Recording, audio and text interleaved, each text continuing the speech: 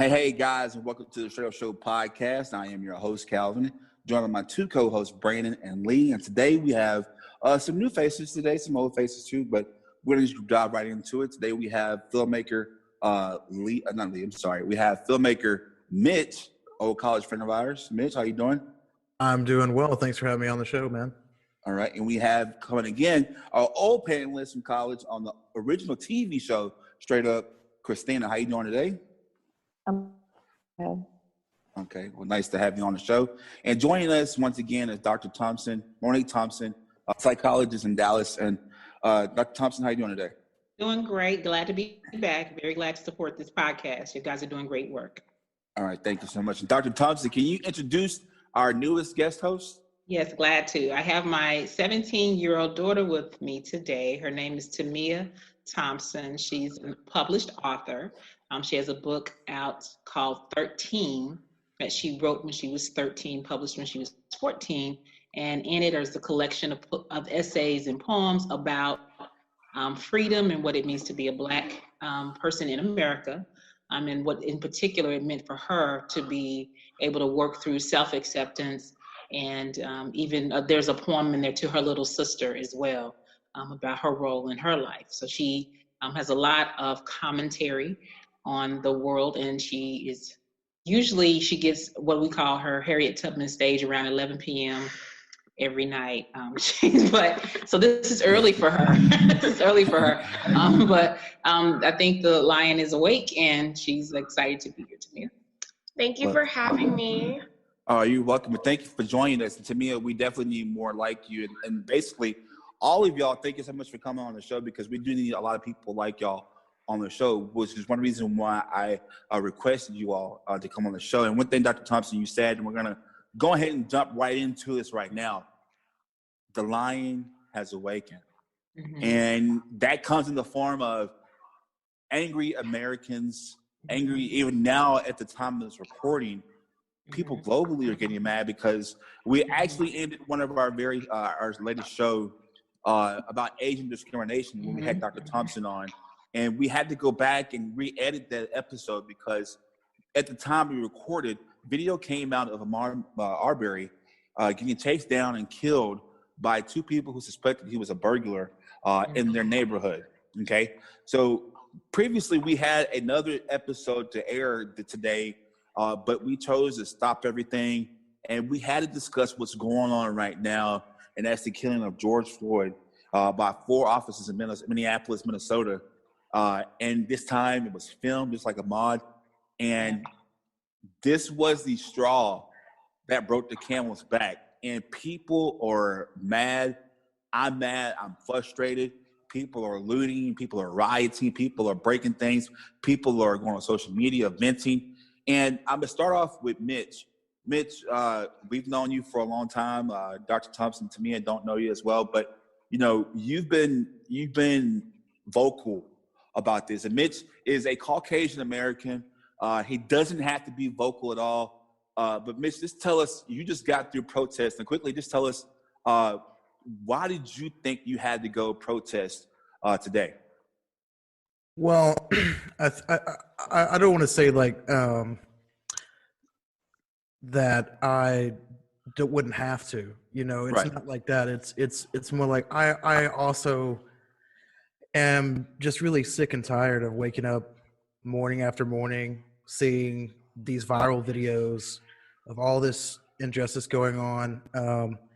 You know, I began to really become aware of this several years ago through social media, especially around the time when Philando Castile was killed, and just really all this coming out and realizing as a white person that, you know, this is nothing new.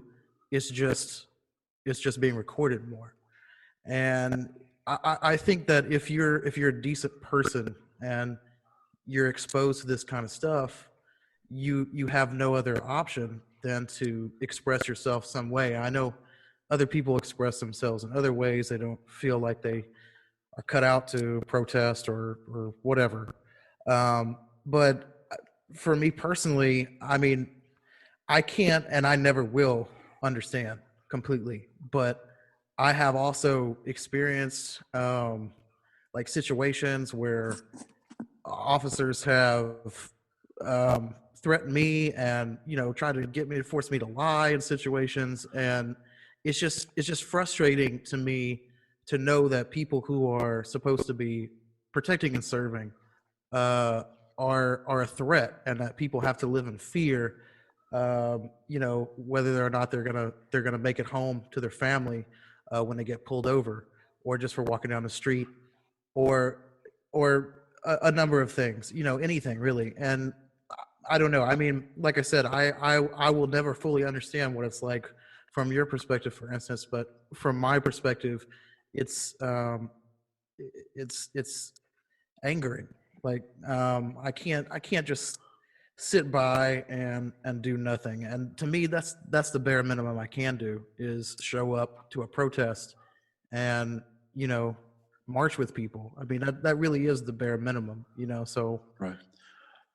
Well, I'm pretty sure people out there thank you, and not just because it's a color or race thing. Thank you for just speaking out on what's wrong. And Christina, you served in our military, and you've probably seen a lot. You travel the world, and once again, I want to thank you for serving for us. Once again, for our freedom. As someone who was in the military, I mean, how do you feel? I mean, because you've seen, you've had the police, you've had to be out there on the forefront, in the field. How do you feel about this?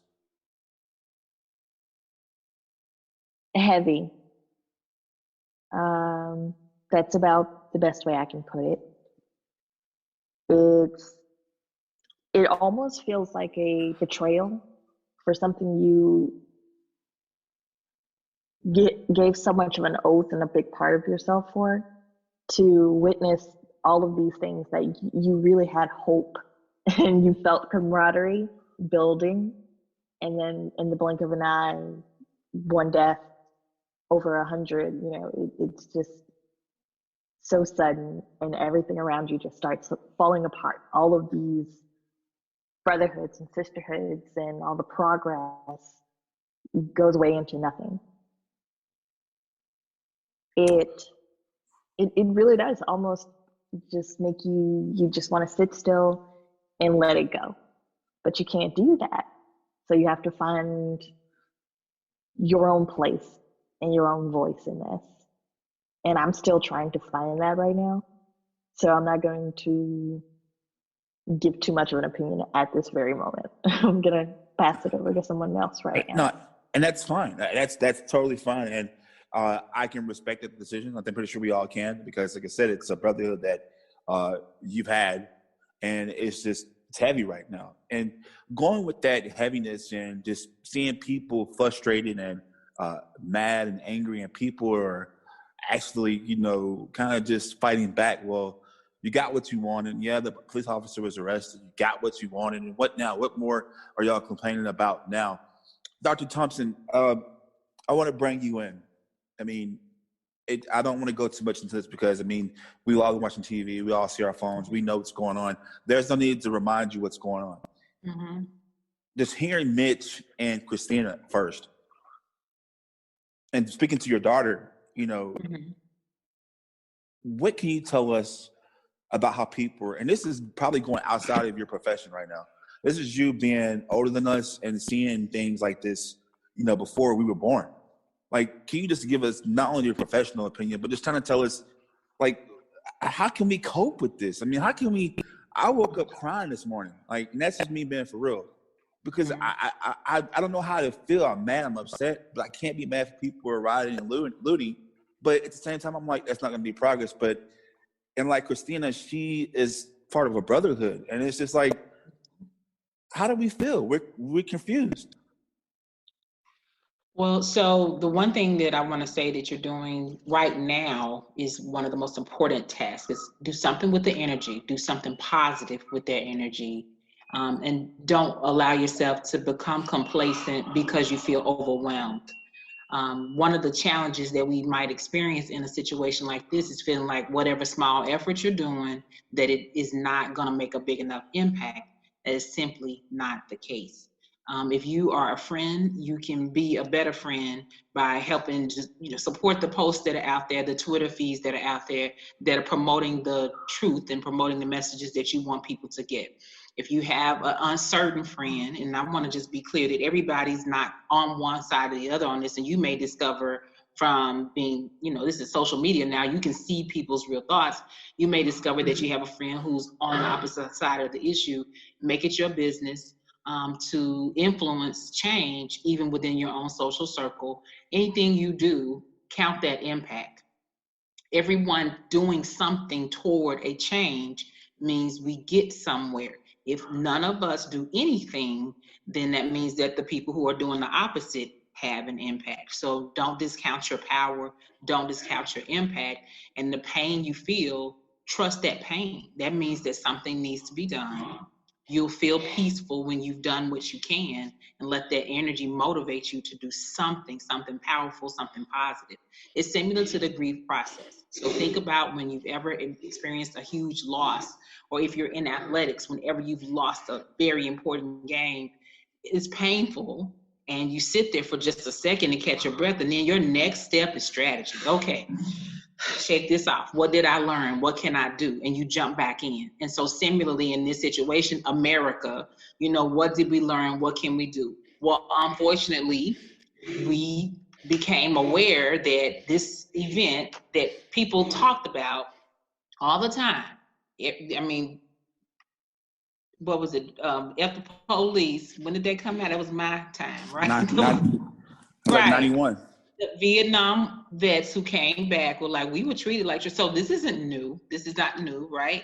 It's not new for marginalized communities to be treated. If you've kept up with the world, it is not new for a community to be dominated by a larger group. You look at South Africa and apartheid, this is not new, but what causes change is for people to group together and not rest until change is made. So if I can encourage that, but you allow your anger, you allow your unrest, you allow that to fuel you to do something and to keep at it until you see change occur. In the meantime, this is me being the therapist. Don't go crazy over this. Right. Have some love. Have some love in your life, right? Have some love in your life. So, and I mean that seriously. I'm not sure if you guys are familiar with some of the things that happened, for example, in the Black Panther Party. Some of them being so involved in the movement, their own families suffered. So you want to literally have some love in your life. You've got family, you've got friends that ground you, get some relief there, and then clock back in. This podcast is critical.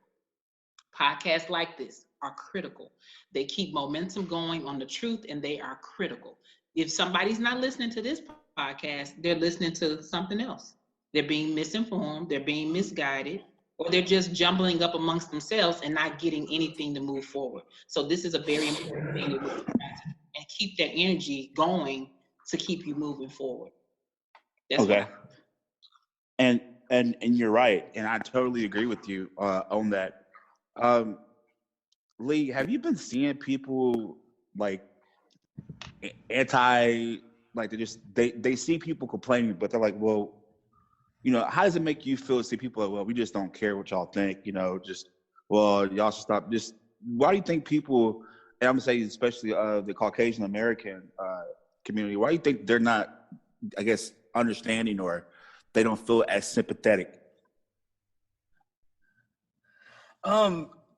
It's kind of bizarre, just kind of almost on the outside looking in, like even through social media and stuff, with even to the extent of like my own family and stuff. What I don't understand about, I guess, white people as a whole, my people, why do we give so much more humanity to brands and corporations than we do our fellow people? Like when all the riots first started, the biggest thing I saw was, oh my God, they destroyed the Target. Why do we care about the Target so much? Like, a man died. A man was killed by the police, and this has reverberated around the world, worldwide. This isn't just an isolated thing. This isn't just one city rioting. This is happening around the world right now. These people have a reason to be upset, to be mad. Why are we trying to take that from them? I just do not understand that about my community, I guess you could say. And Mitch, do you have anything to add to that? I do. I think one of the main problems with white people in general in this issue is that they are comfortable with the status quo for the most part because it benefits them. And, like revolution, change, things like that is big and scary because they don't know what's on the other side of that. It's like, oh, well, everything's working perfectly for me. Like, oh, I don't have to live in fear every day of systemic racism or being targeted like the Black community has. So it's like for a lot of people, and I share this with Lee too. Like even people in my own family, that I find myself having to get in these, online debates with or whatever. I think that's the biggest thing. Is just not. It doesn't affect them personally, and therefore they don't care. But the idea that their favorite stores could be shut down or looted is really scary, and that's what hits them, and it's really ignorance, really, or willful or otherwise. But I share Lee's sentiment on that for sure. And I want to talk about somebody in the room that we're older. These are people. What made me cry this morning was see a video of a 46-year-old Black man, angry, screaming, ready to throw stuff and tear stuff up. There was a 31-year-old Black man screaming at him, saying, "Hey, stop! This is not the way we're going to do this. Stop!" He said, "Why not? I'll die for my rights. I'll die." And then there's a 16-year-old Black man with a scarf on his face, a young African-American man, and listens to the whole thing. And the 31-year-old guy says, "Look, he's angry. I'm angry. You're angry. It's your duty to do this differently. It's your duty to do this differently." And I say this because this kid is 16. Tamia, you were 13 and you wrote your book. 13. And this is what, you're 17 now? It's 4 years ago. I just want to know what people your age group are looking at this and seeing, and just seeing how people approach this. Is this something that, have you ever seen anything like this outside of like what you see in history books? I mean, the closest frame of reference that we have is Ferguson. And that wasn't too long ago, and it wasn't really on the same scale as this is. And a lot of the frustration from my generation that I've seen is us wanting to do something, but we feel like we can't, I guess largely because of our age, if that makes sense. Yeah, it does. Feeling like we're too young to actually get out there and do something about it.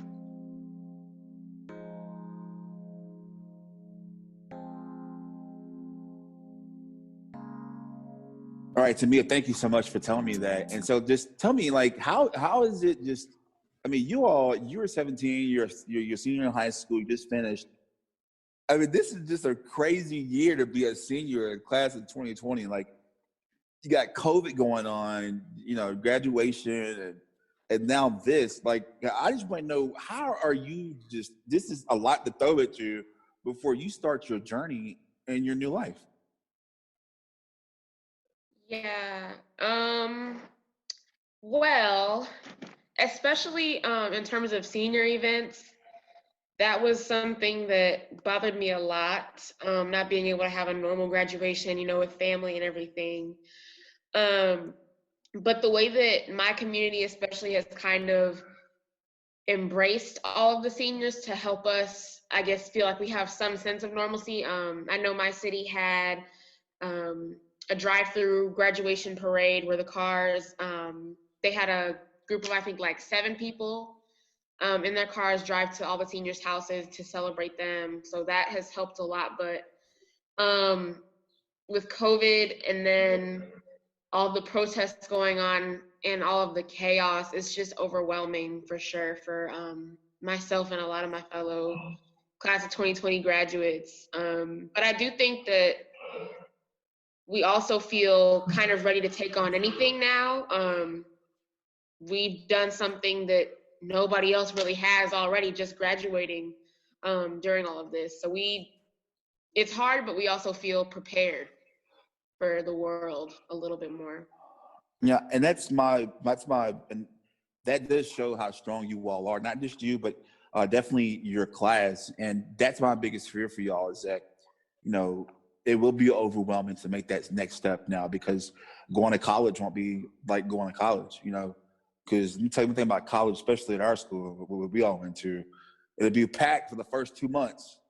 And then once we get those refund checks, the school gets empty. Am I right, y'all? I was not a part of that community. I mean, I wasn't I'd just either. like to point that out. I wasn't either, but I remember how it was not finding a parking spot at school. And Oh, then, yeah. like 2 months later, you know, you can go walk to the D building and actually get a parking spot. Well, that's the easier thing to miss out on. Yeah, I think. but it's small stuff like that they probably won't get a chance to even experience. And I'm not saying that people are targeting and blowing up schools right now, but people are frustrated and they have to see this right now.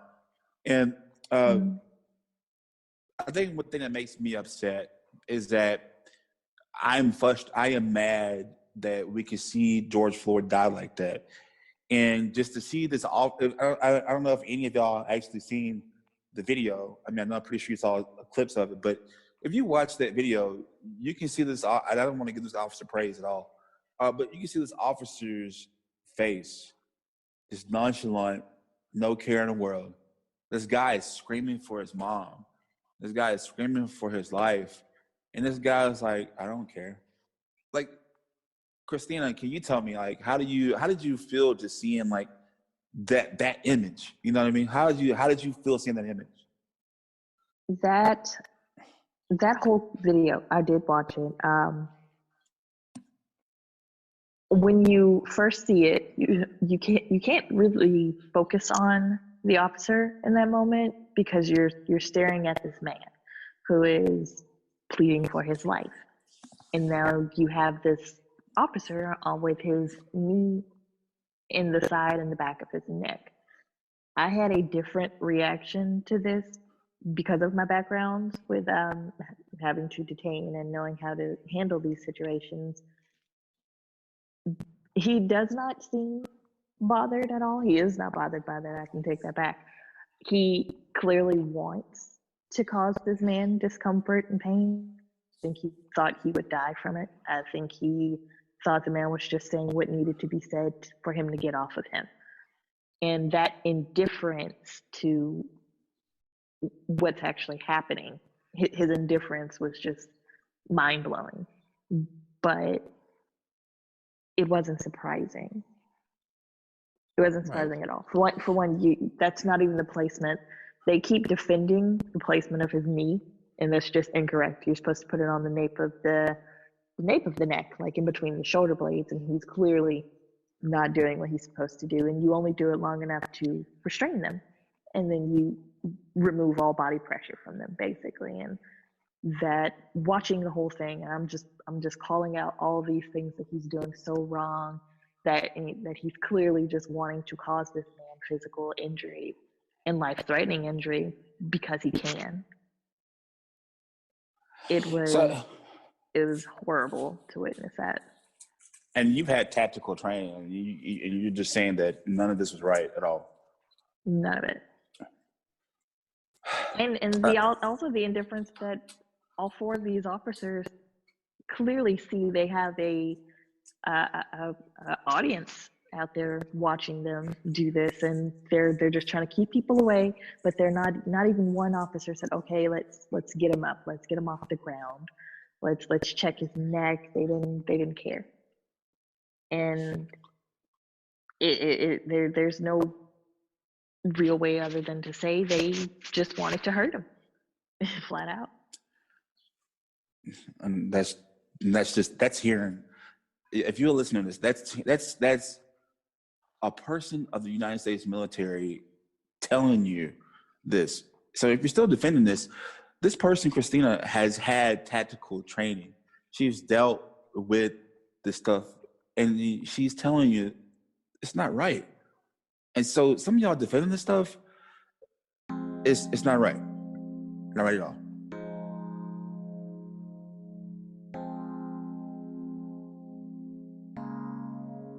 All right. So the biggest thing is we've had enough. We've had enough. And people are rioting. People have different motives with these riotings and lootings. People are stealing stuff. I just want to go around the table right quick. I'm going to start with you, Lee. The rioting and the looting. We know it's not right, but what's your take on the rioting and the looting and amidst the protesting? One thing I've taken away from like the writing, the looting in particular, I've been watching a lot of like CNN over the last couple of days. Like my husband has a thing on our DirecTV where he can watch like all three of the big news channels at once and just kind of flip between them. So we've been like watching a lot of these events happen in real time. But the looting, I forget exactly which channel it was. I think it was CNN, but they had basically a reporter there covering someone looting a Starbucks, and I didn't see a single black person go into that Starbucks to steal things. It was white people. It was my people, and it's people taking advantage of a bad situation to do. I don't want to say equally bad because it is not. A life was taken. I'm sorry about your property, but a property is not worth a human life. Right. I don't care about your venti cups, Starbucks. Let him walk away from it. I do not care. This man died. You know what? That's my opinion. Someone died, so I don't care about your property. That's my opinion. And so, and just like still with this conversation, I'm still going around the table. Tamina, I go with you. These people, and like I said, Lee said that it's your property. A life was taken. I don't care. But just going with the same question, like, how do you feel about this? Especially, and then some people are categorizing these people as thugs. And today I heard loads scum of the earth. What's your take on the rioting and the looting and just been classified as a thug or just, seeing all this stuff? Honestly, I kind of share that sentiment of property can be replaced, a life can't. And then on top of that, from what I've seen, a lot of my friends who are going to Howard next year that I've connected with over Twitter have been going to protests and sharing videos and photos of everything going on. And here in Dallas as well, I have seen a lot indicating that protests have been peaceful until escalation by law enforcement that showed up. So that's really, I guess, the gist of my take on it. Yeah. Okay. And that's If fine. you don't mind me asking, Yes.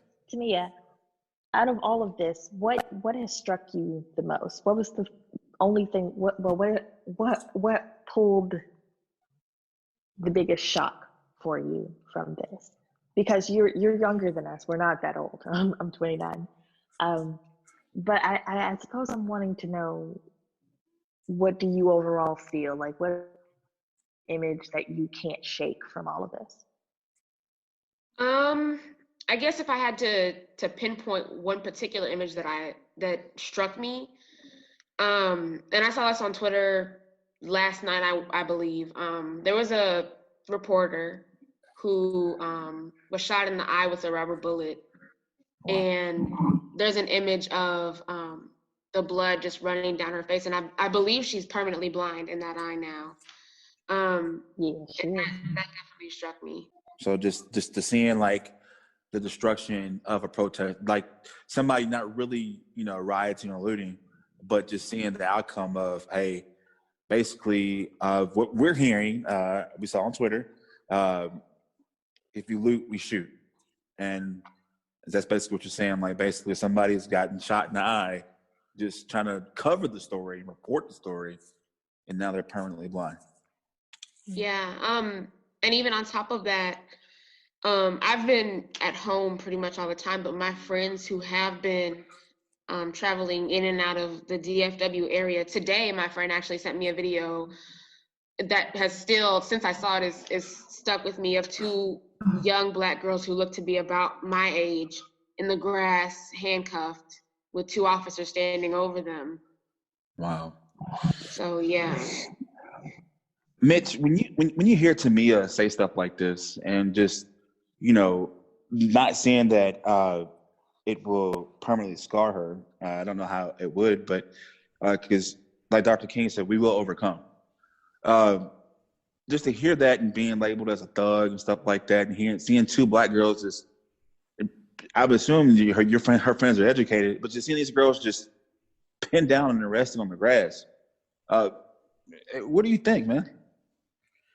Oh, I mean, personally, I think law enforcement needs to be held far more responsible than, like, I don't think justice is done because one man was arrested. You know, I think that's what all of these protests are about too, is the systemic racism that happens every day. So I mean, it hurts my soul. You know, I mean, that's why I feel so strongly about those issues, is because now I feel like we're living in a world where we have to choose, you know, what affects us more and, you know, what offends us more, because it's just a constant barrage of images and videos coming out that, if, you know, it's hard to stay informed and also sane at the same time. And I also want to touch a little bit on what Lee was saying too about, you know, like white people starting a lot of this rioting stuff. Because I just came from a protest and it was completely peaceful, and the only person that I saw um, being belligerent was actually an older white lady. Now, there were two members of something called the Sons of Confederacy there. They were Right. there trying to protect the monuments downtown. So there were people speaking on the steps. These people were actually distracting from those speeches. There were two of them. You know, they had signs that they had placed on the monuments. So it was actually an older white lady who came up and started trying to break the signs, starting stuff. And I think it's important for allies like me to realize that, like, the best thing that you can do is to show up and help, you know. And if there are, you know, people of color telling you don't do this thing, it's not about that. We need to listen, because this isn't an excuse for us to riot or to get, you know, the revolution we've always wanted, or whatever. It's not about that. It's about listening. It's about being available to be a help. You know, I think that's important, you know, to realize. And also, I mean, my opinion on the rioting is, I mean, it's more like a revolution. You know, Right. I'm not even comfortable calling it a riot fully, because what other choice do you have, especially, and I mean, I don't know if, I don't mean to get too political, but like with the president like we have now, I mean, who's tweeting those things, as you say, like, what reaction do you think people are going to have, you know? And as for like the news media, and I've been seeing that as well, like journalists being arrested or shot at and stuff. I think that's a direct result of that whole fake news rhetoric and false narrative and pandering. Um, so, you know, it definitely hurts my soul to see all this stuff going on. You know. Yeah.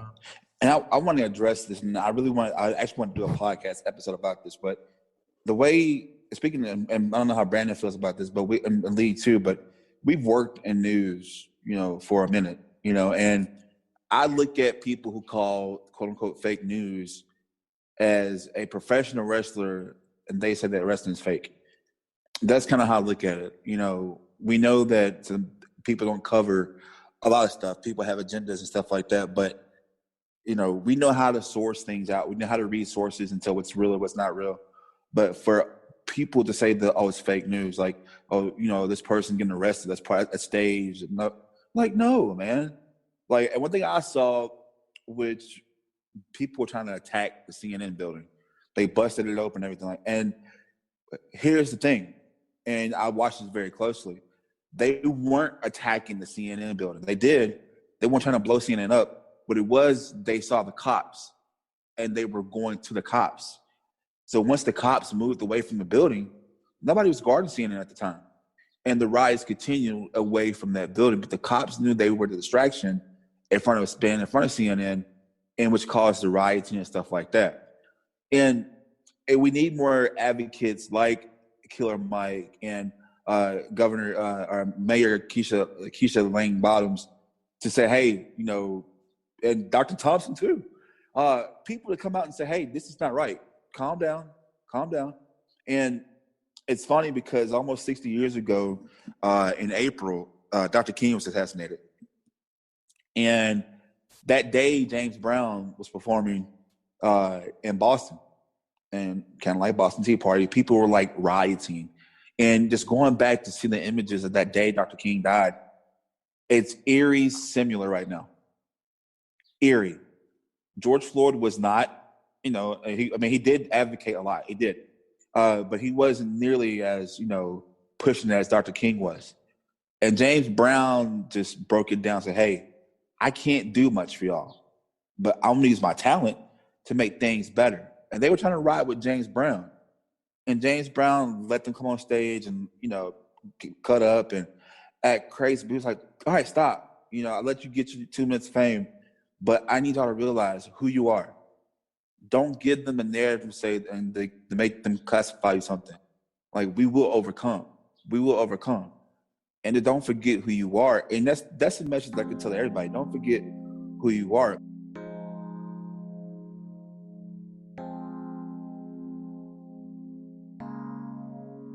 And we're back. So we were having a great discussion. We had a lot of people on today. I think one thing that I can't answer right now, and maybe Mitch and you can fill us in too, but Brandon, a lot of my friends, you know, Hispanic and white, mostly white, have been asking me, telling me that, hey, the way you say stuff on Facebook, it makes me understand. But my question is to you, like, how can I help? How do you answer that, Brandon? Well, first of all, what we're doing right now is helping. I don't post a lot on Facebook, mainly because how people read things. And first of all, words are very powerful. You say one word and it will affect people differently. So I don't, like I told you the other day, if I say something, I want you to hear me so I can explain it the way I need to explain it, because I suck at explaining things. Right. But just in our own way, we need to express how we feel. You won't see me protesting. You won't. You're not going to get that energy out of me. I'm sorry. Okay. Me doing what I'm doing now, me creating a video, that's what I'll do, because I know I have full control over that. You know, what you see is what you get. What other people can do is what Mitch said. Listen, don't do nothing extra, and just support. That is it. Like, I'm part of news, so I understand how media works. I have my own business, so I know how business works. I'm even a Black man, so I understand how it feels during this moment. So I'm seeing things through three ways, and it is like, on the inside, I'm like, like I said, words pull people differently. On the inside, I'm like R. Kelly, crying right now. I'm like the Michael Jordan meme like just emotional. I'm not good at showing emotion, but best believe that I'm feeling something. And this is my only way of letting people know how I feel. You want to know how I feel about the riots? I think the riots need to stop. Busting up, looting. I did see some black people stealing the TV out of Target. I don't know why they're looting. I do know a lot of the looting and riots. Some of the people don't even live in those cities. They just here to play and create a scene and get their little time to shine or get what they couldn't buy because they didn't get a stimulus check or their finances are hurt because we're in a COVID situation. So they're trying to get what they can because they a little bit short on money. I understand that, but like this isn't the time and place for that. Just to sustain yourself. But I will never understand the purpose of a looter stealing a television. Or I have friends who actually are in the Dallas area. They own their own shops and boutiques. They're business owners, hardworking Black business owners. Right. And their establishments have been destroyed and completely everything's emptied out. And she sells clothes, like really, really beautiful clothes. Everything's gone. She put her life into that, and she just started it maybe 2 years now, just starting to really see profit. Everything's gone. And what is the purpose of you stealing a dress? That does not better your life in any way whatsoever. And it only takes away from what needs to be done right now, because that's what the world will focus on. You're only adding to the distraction. And it's just disheartening because it's going to make our lives harder. It's going to make our message messier. And we're going to be struggling for a whole lot longer until people realize everything matters. Everybody matters. And just become a better person overall. Lee, what you guys say about that? So kind of back to the looting, like the thing about it is you could say it's just a lot of bad eggs in these situations because, it's all over the country. So yeah, you're going to get a lot of outliers of people that are taking advantage of this situation to better their own selves or whatever.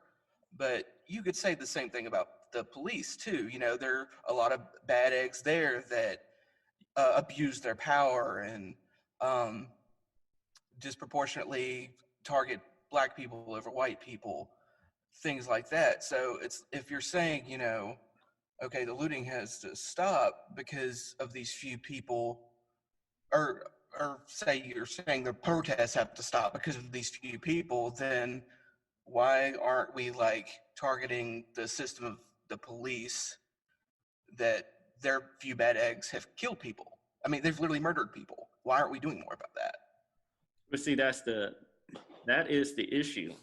And the deep issue is how we view the policeman. First of all, the odds of you seeing a policeman stealing something is slim. And if you did see a policeman steal something, it will not be as impactful as you would see a pedestrian stealing something or a Black person stealing something. That sadly holds more weight. And the reaction of us seeing those two things as different is what we need to be tackling. How we view each other during these actions needs to change. I mean, the only thing that I really have to add is that, again, going back to, I think I mentioned this earlier, but from what I've seen, a lot of the looting and the rioting has started either at the hands of law enforcement escalating in a previously peaceful protest, or from white protesters who were there. And there was one video I saw where white protesters were breaking the windows of a building while Black protesters were yelling, like, "Stop, don't do that." And I think that it does, for some reason, only reflect back badly on the Black Lives Matter movement and Black protesters. Right. And Tamia, can you just tell me, like, what do you think that, like, your friends and especially your white friends who are seeing this and they probably have never even thought about, seeing anything like this, or they probably haven't been as culturally educated as you were by your mother. What advice can you tell them about how they can help you out? Like, would it be similar to what Mitch is saying, or what do you think? I actually have had some of my white friends ask me what they can do. And what I have told all of them is if you can't get on the ground and protest, because I understand it can be dangerous and their parents may or may not allow them to do that. Even if you can't be on the ground, you can donate to bail funds and share links to bail funds. You can sign petitions and share those petitions as well. You can contribute in your own way. I mean, for me, I'm actually trying to find some other creatives, especially writers who are young and Black and want to share their thoughts on it so that I can create a compilation of works on our perspective on the current matter. So just using your resources to the best of your ability. Wow. You know what? You're gonna go far. You're gonna go far because I was not expecting the answer. I really wasn't. So what I do want to know from her is hearing what she's heard, seeing what she's seen, but knowing what she knows. How would she go about motivating those younger than her and those around her own age even? But what words would you have to motivate them and keep them level and to not let their emotions run too rampant right now? I think that the main thing I would have to say to others is that you can contribute in so many ways, and no contribution is too small. It matters. Everything that you do matters, but also that you have to remember to take time for yourself. You have to take care of yourself in order to further the movement or to continue to have an impact. Yeah, I guess that's a quick way of summing it up. Hey, we're joined back with Dr. Thompson. So, Dr. Thompson, I texted you, pre-show, and me and Brandon, like I said, Brandon's like my brother. We're like family, and we go back and forth a lot. That's why we did the Asian culture show, the discrimination episode.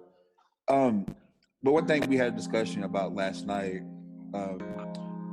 fear versus precaution.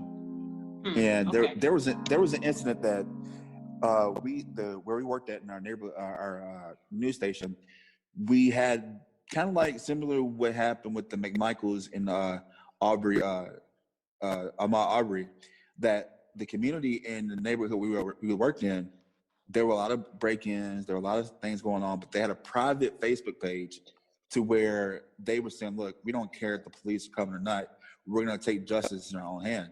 And there's a public park in that neighborhood that people go around exercising and stuff like that. And so we did stories on this stuff. So, and Brandon just bought it was cold outside.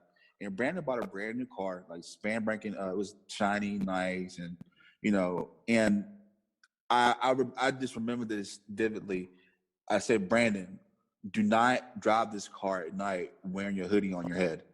Like, don't do it. Don't do it, Brandon. Like, I'm telling you, this is like, you're just asking to get, and this is way before Aubrey. So, I mean, it's just like, but, I mean, Brandon, can you just kind of just tell her about an argument we had? I mean, it's not really an argument. But yeah. You say, don't wear my hoodie in my car. And I'm like, I'm wearing my hoodie in my car. It's cold. It's 5 a.m. or whatever time my car needs to warm up. I'm wearing my hoodie. And I understand what you're saying, but right. I was telling him that's fear. Me not being able to wear my own hoodie, put my hoodie on in my own car, and doing that because I have a fear of getting shot or pulled over or whatever. That's fear. That's not being precautious. That's fear. And like I said, I was saying that's precaution. I'm like, I know you can do what you want, but I'm like, man, yeah, but we still gotta be, just we know how people are, Mm. Like, I just want to get your side. Like, I mean, I'm not saying who's wrong or right, but like, that's the conversations we're having. If you're hearing this is the conversations that we're having as two African American men. We're having this amongst each other. And like Dr. Thompson, just tell us, like, how can you, what can you make of that? Well, so here's my possibly unpopular response on the podcast today. For Brandon, it is his personal freedom. For you, it is fear. And so for each of us, we have an instinct to survive that you cannot deny. You can't make yourself not have an instinct to survive. And in your experience, your brain has decided that to survive, here are the things I need to do. Brandon has decided in his brain, for me to survive, here are the things that I need to do. And so he's operating just from a different strategy than what you are operating from. Neither being better or less than the other, just different strategies. I'll use just as an example, I don't know if you guys are aware, but at Fisk University, there's a bell that at the founding of the university, the sounding of the bell meant that everyone needed to take cover, because it meant that the Klan or any kind of group like that was nearby or on the way there, or that there was a threat on the campus. And so they had a bell on the campus, and when any students and faculty, when they hear that bell, that would mean take cover immediately, right now, right? Right. We visited Fisk a couple of years ago, and now when they ring the bell, it just means like they won a game or just celebrating. It means the meaning of the ringing of the bell has completely changed over time. But then you ask yourself, during that, at what point did it transition from being a warning bell, meaning a bell to run for cover because of threat of life and limb, to being just a bell that when we win a game or when something, we're celebrating something or announcing something, the bell is the same bell. It is literally the exact same bell, but the purpose and meaning and communication of what that bell means has changed over time.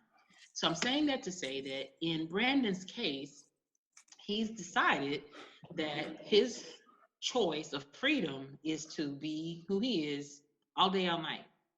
I didn't hear in his response, and Brandon, I asked you to, share. I didn't hear throwing caution to the wind. I didn't hear that. I just heard him say, look, it's cold. What he said, it's cold. It's my car. It's my hoodie. So I didn't hear him throwing caution to the wind. But then, at the same time, there are people who it doesn't take a hoodie. It doesn't take you being in your car. In the case that has, been the calling card for this particular protest across the country and abroad. This has gone nationwide at this point. The man was doing nothing. He had been completely subdued. And so if we were to follow the pattern of what could he have done, nothing. There's nothing he could have done. Nothing. Absolutely nothing. The only thing he could possibly have done was not be Black.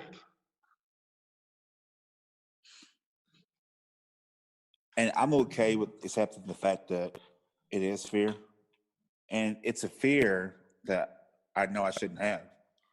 And it's, to me, I don't know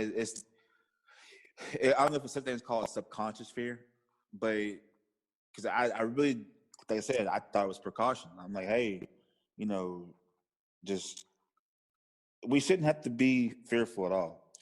And I think that's what a lot of people are fed up with. They're tired of being fearful. Want freedom to just be and not be fearful. Yeah. And that's why, I admire Brandon. I keep him close to my brother because he's not scared to tell you how he feels. As he just said, it's my car. I got a heater in my, and I kind of feel not really ashamed, and I shouldn't feel guilty for feeling fearful. Right. And I do. Right. Like I mean, because Brandon's my little brother, and I definitely don't want him, Lee, or definitely Tamia, she's younger than all of us, to experience the things that I've experienced. And I'm pretty Well, sure. and I don't know if y'all asked her. So she was accepted to all the schools. She got all that money, and I asked her, well, I mean, tell me how you're just narrowing this down. She said, oh, I'm going to a HBCU though. So, and her reason for an HBCU, I mean, she can probably give more depth to her response, but I suspect based on her experience in high school is that she is ready to not have to like measure herself. She's ready to just be herself all day long without adjusting and just go for it, just blossom. She had that experience when she was a little bitty kid. She was in a private school that we teasingly called the United Nations because it was very open to all walks of life, all cultures. And it was just a very open and welcoming environment. And I think I would say, and I can let her, she's here, she can speak for herself.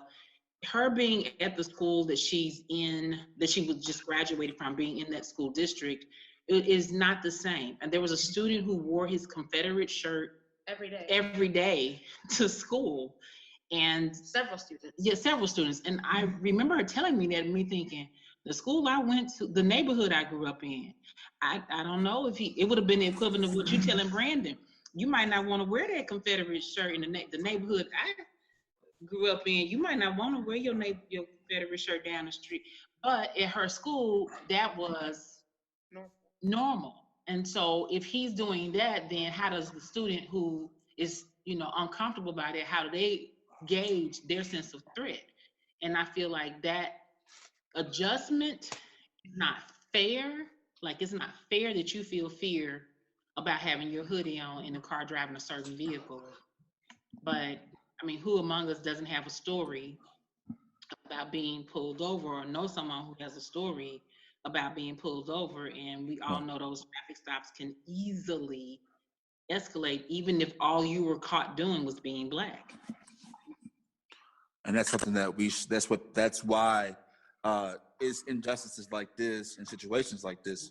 That's why people are protesting. That's why people are angrily looting and stuff You like actually that. should be able to be Black and be guilty and still just be taken in just regular. I mean, you should be able to be Black, caught doing a crime that you actually were doing, and just plain old vanilla, just get arrested and go to jail.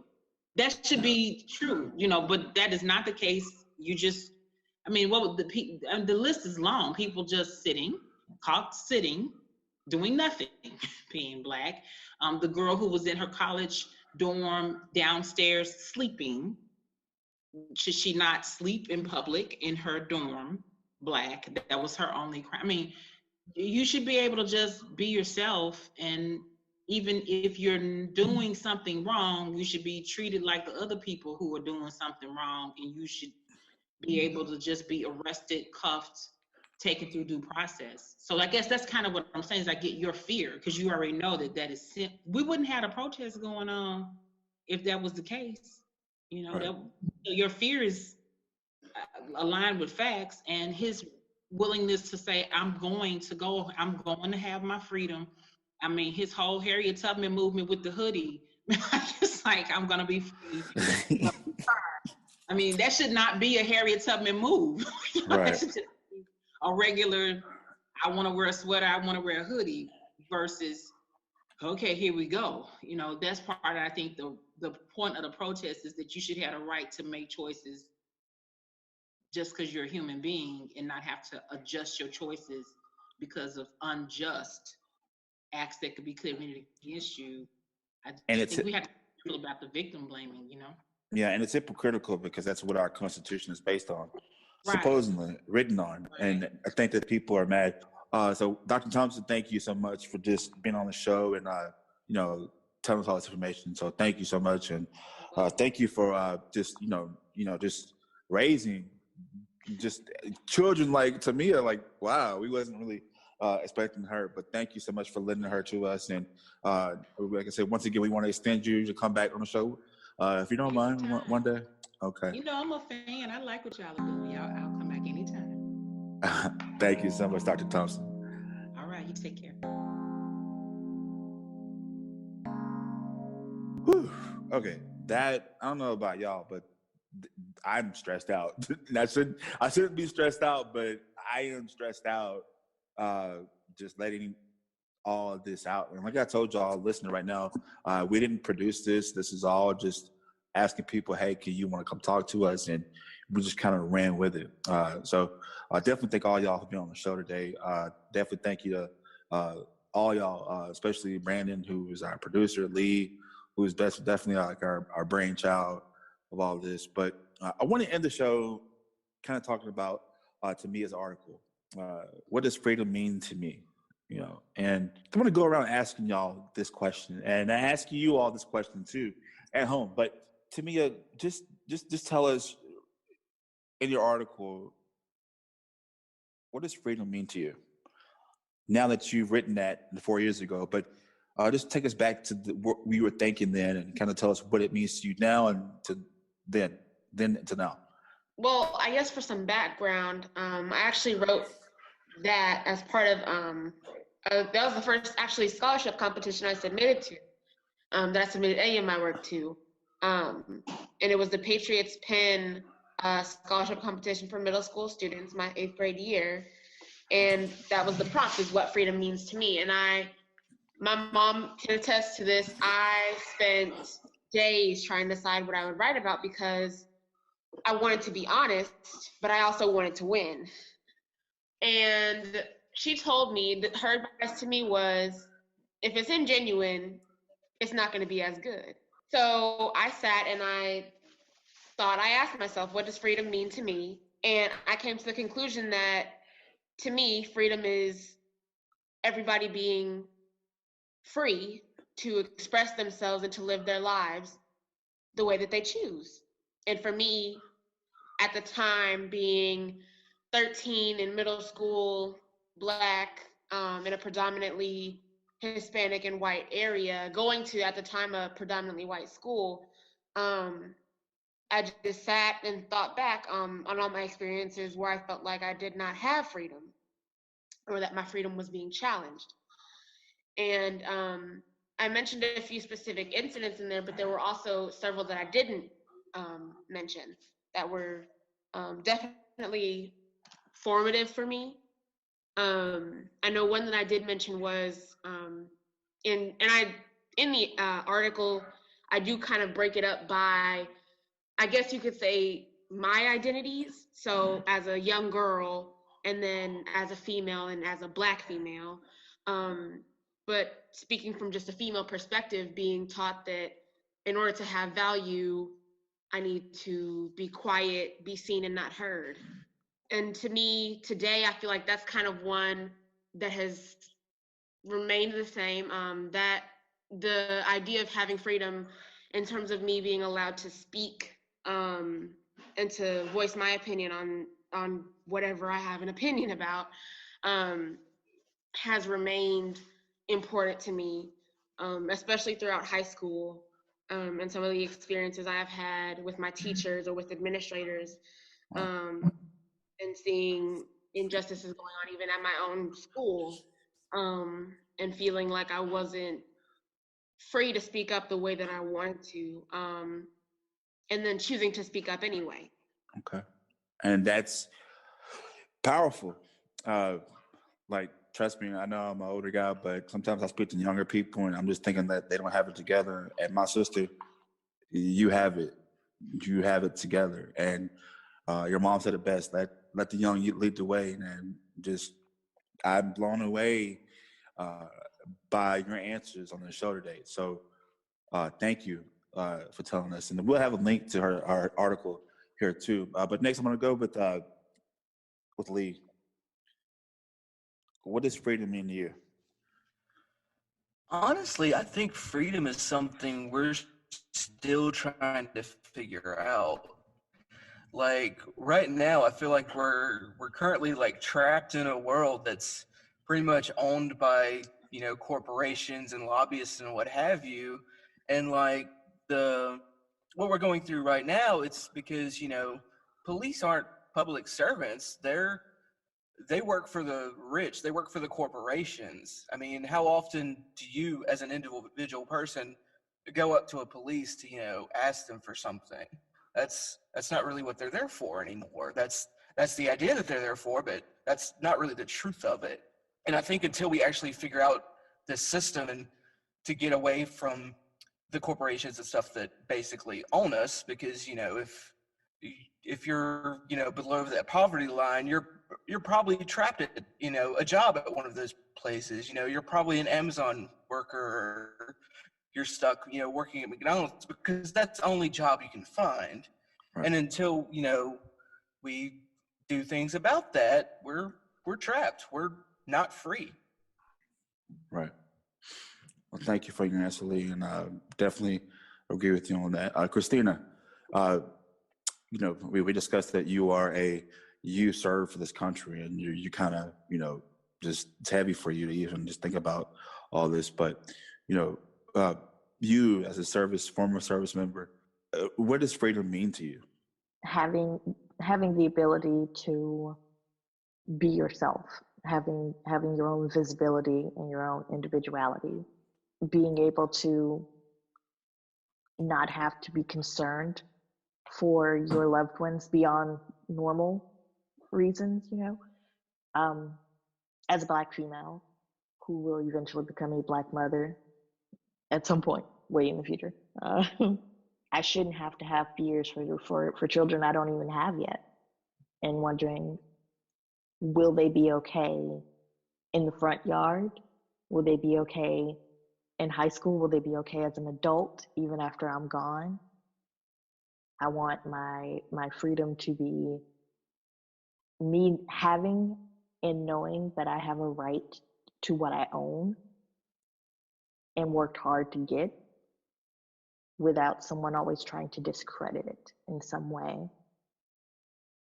I think that's pretty much as simple as I can make it. Is just being able to be who I am, successful or not, without the world having something to say about it or having to make an excuse for it.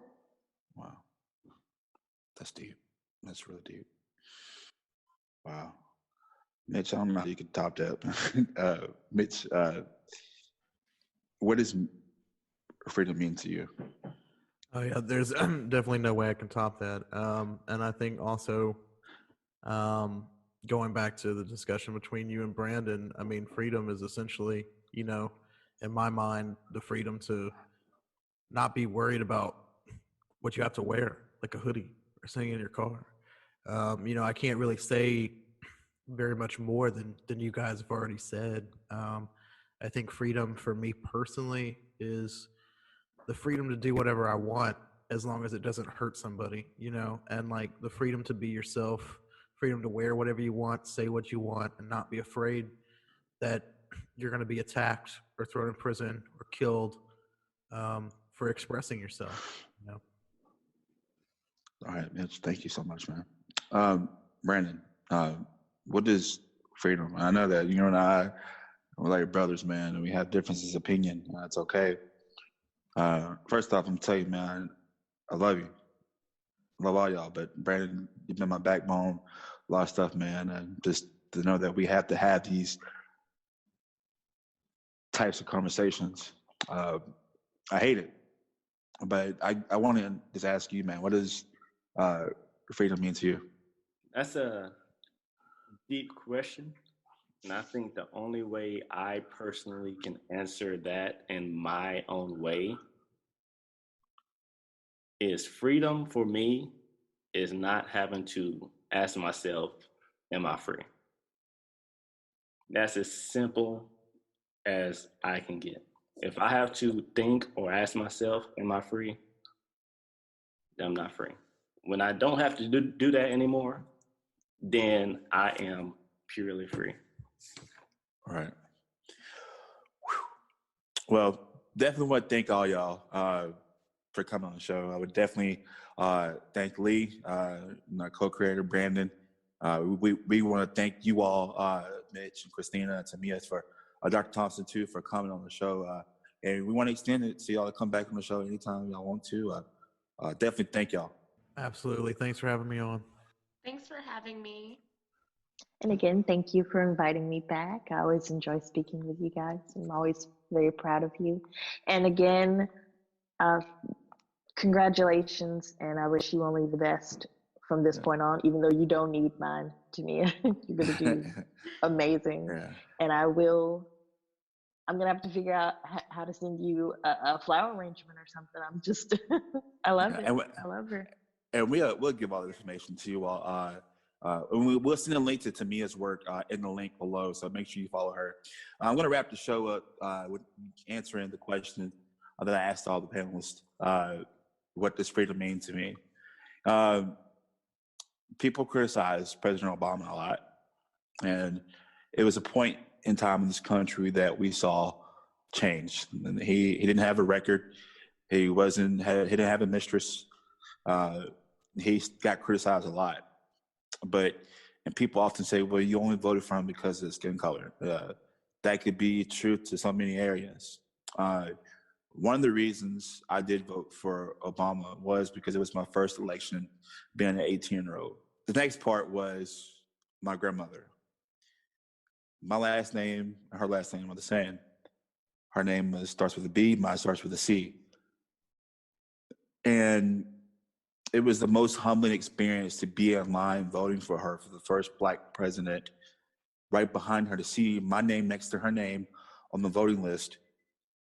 And this woman actually picked cotton in the cotton field.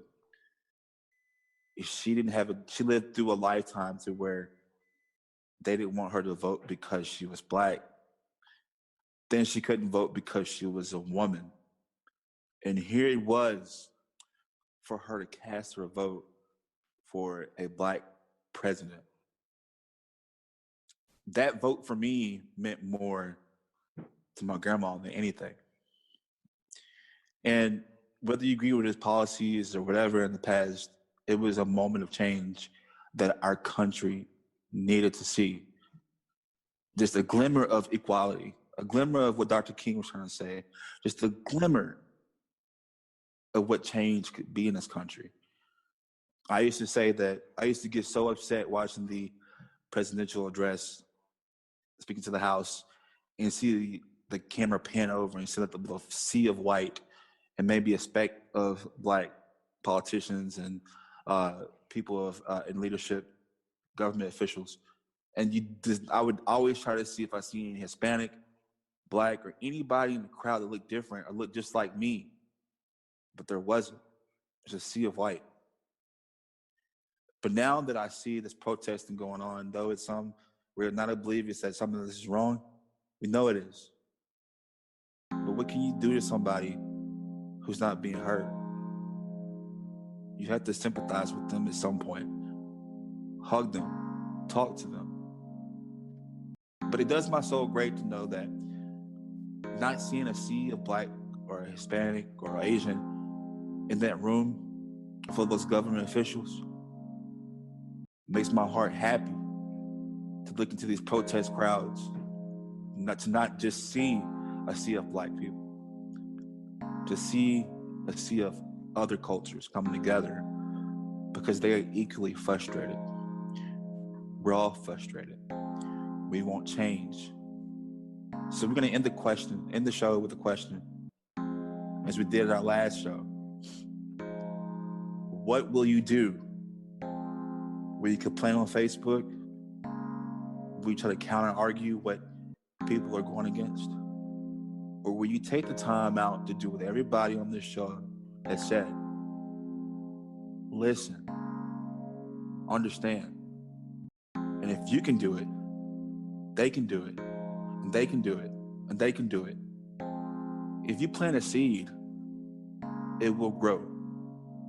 And we need to be positive and plant this positive seed of change so we can branch out and be what our Constitution says it is, and stop living this hypocrisy.